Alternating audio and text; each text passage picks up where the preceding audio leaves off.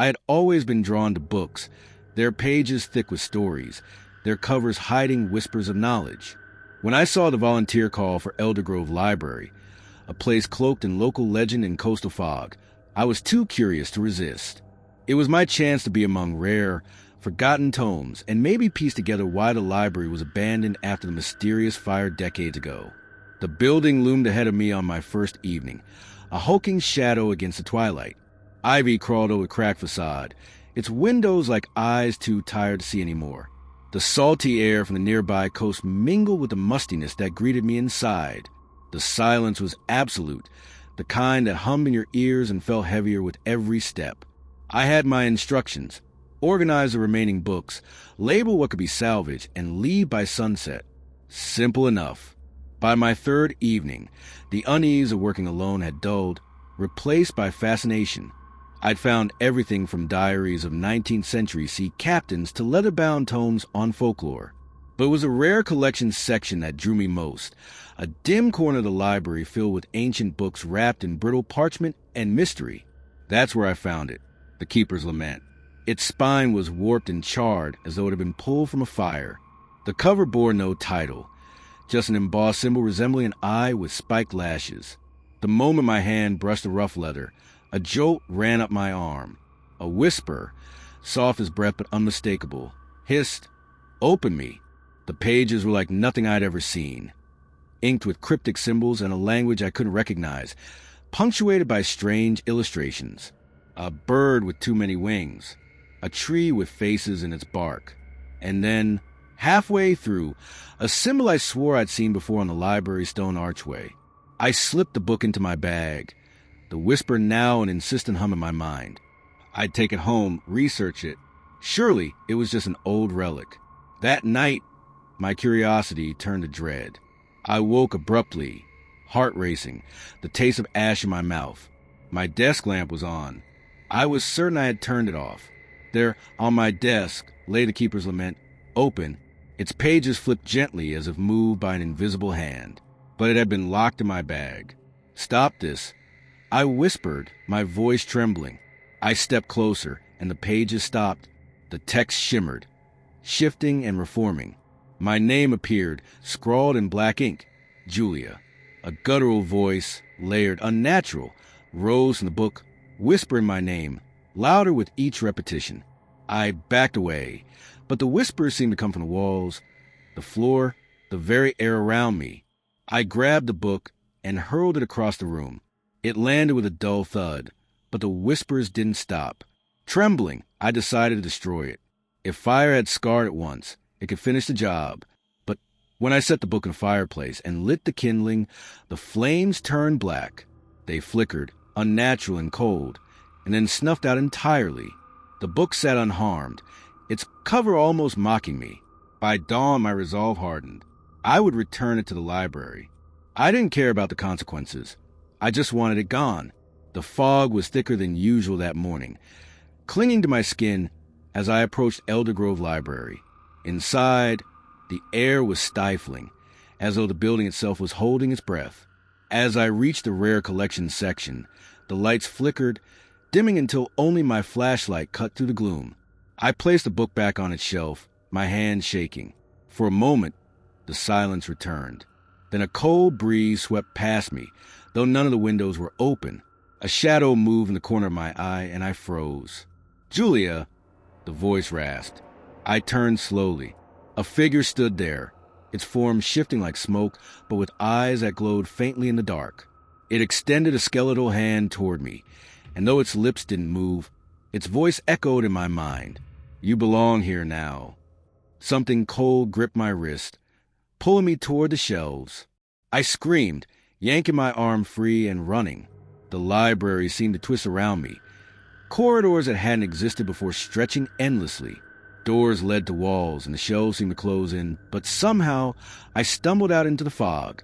I never went back. But the library didn't let me go. It started with mirrors. At first, it was subtle, a flicker in the corner of my reflection, like someone was standing just behind me. Then I saw it. The Keeper's Lament clutched in my hands, even though I'd left it behind. I smashed the mirror in my bathroom, but its shards reflected the same image. I stopped looking at my reflection altogether, but the whispers followed me. When I closed my eyes, I saw the pages. When I tried to sleep, the voice whispered, "Come back, Julia. Your story isn't finished." Months have passed. I've moved, changed my number, abandoned everything that tethered me to Elder Grove. Yet every shadow feels alive. Every whisper of wind carries my name. The other night, I woke to find my desk lamp on again. And there, resting on the desk, was the keeper's lament.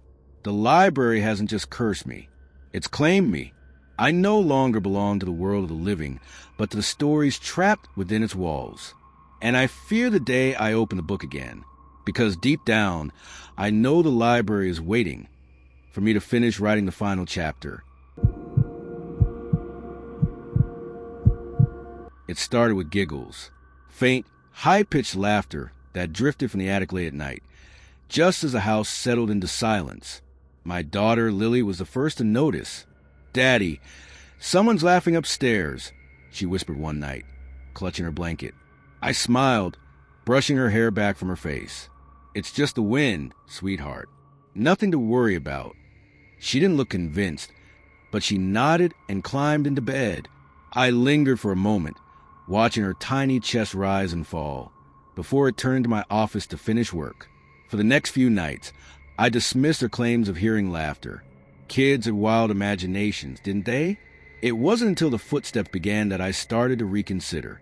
I was in my office, catching up on some overdue reports, when I heard it, soft, deliberate steps creaking across the ceiling. My pulse quickened. The attic was directly above me. "Lily?"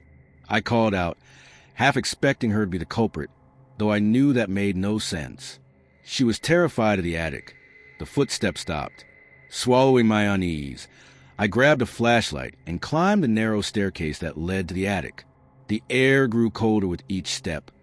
The familiar warmth of the house replaced by a clammy chill. The attic greeted me with its usual chaos of forgotten belongings and dusty boxes.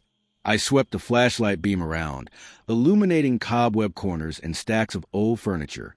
The light caught something unusual, a large trunk in the far corner I didn't remember seeing before. It was ancient, though it's scarred and discolored. The brass hinges were tarnished green, and a faint, sickly sweet smell wafted from it. I hesitated before flipping the latch. Inside, I found clown costumes, gaudy, colorful, and moth-eaten. The sight made my skin crawl.